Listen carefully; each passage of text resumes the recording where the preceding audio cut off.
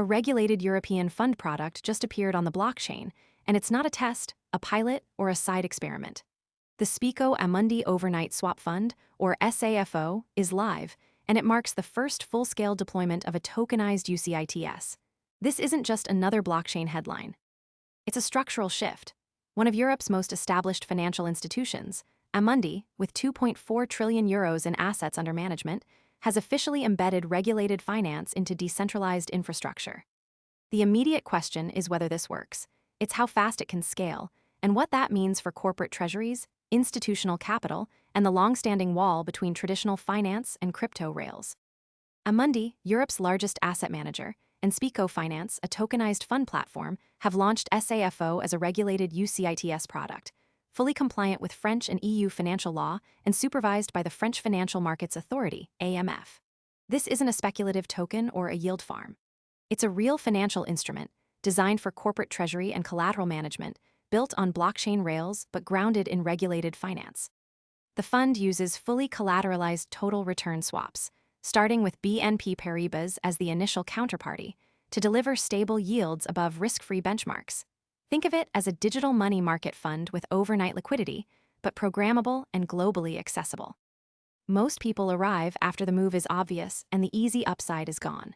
We focus on serious crypto education and high-quality signals before the crowd rushes in, so you can understand the setup earlier and move sooner. If you want that edge, visit the link below now. The mechanics matter. SAFO doesn't rely on direct on-chain lending or opaque protocols. Instead, it uses regulated financial instruments, swaps backed by Tier 1 banks, and tokenizes the fund shares. That means investors get exposure to traditional finance returns, but with crypto-native features. Real-time transparency on the shareholder register, 24/7 transferability, flexible custody options, and programmatic access via API or smart contracts. Subscriptions start at just $1 AUR, USD, GBP, or CHF, lowering the barrier for corporate participation. And because it's UCITS compliant, it benefits from passporting rights, meaning it can be distributed across the entire European Union without needing separate approvals in each member state. Here's where the headline understates the reality. While early messaging suggested a Solana deployment, multiple independent sources confirm that SAFO's shareholder register is actually hosted on Ethereum and Stellar, with Chainlink providing the on-chain net asset value, or NAV, oracle. That's not a minor technical detail, it's a signal of intent. Ethereum brings smart contract maturity and institutional familiarity. Stellar offers low-cost, high-speed settlement, ideal for cross-border treasury operations.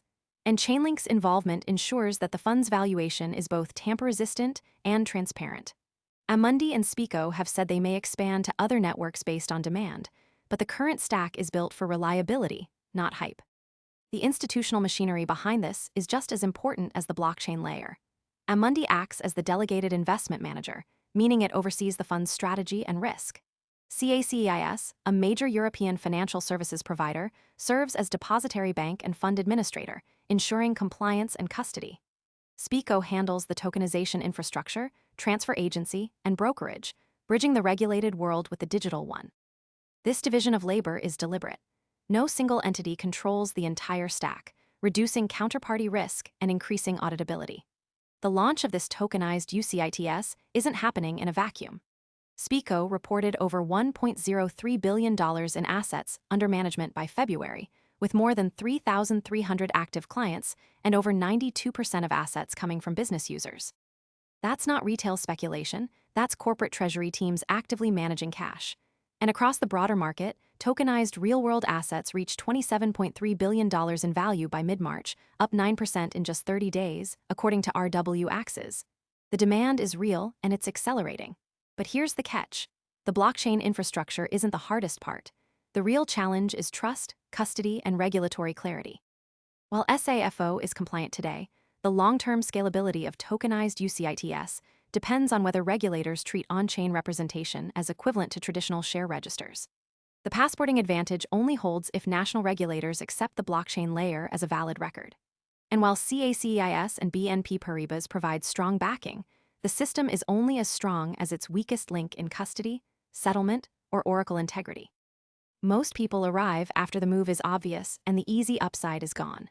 We focus on serious crypto education and high-quality signals before the crowd rushes in, so you can understand the setup earlier and move sooner.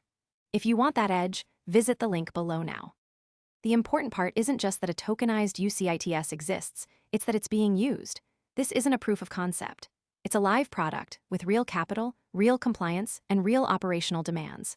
The next signal to watch isn't price or volume, it's adoption velocity. How many corporate treasuries will shift even a fraction of their cash reserves into this model? And will other asset managers follow with their own UCITS on blockchain? The bottom line, this is the most credible step yet in institutional crypto adoption. It's not about speculation, it's about utility, bringing regulated capital into programmable finance. The launch of SAFO proves that tokenized can work at scale, with real oversight, real infrastructure, and real demand. The future of finance isn't just digital, it's compliant, connected, and now on-chain.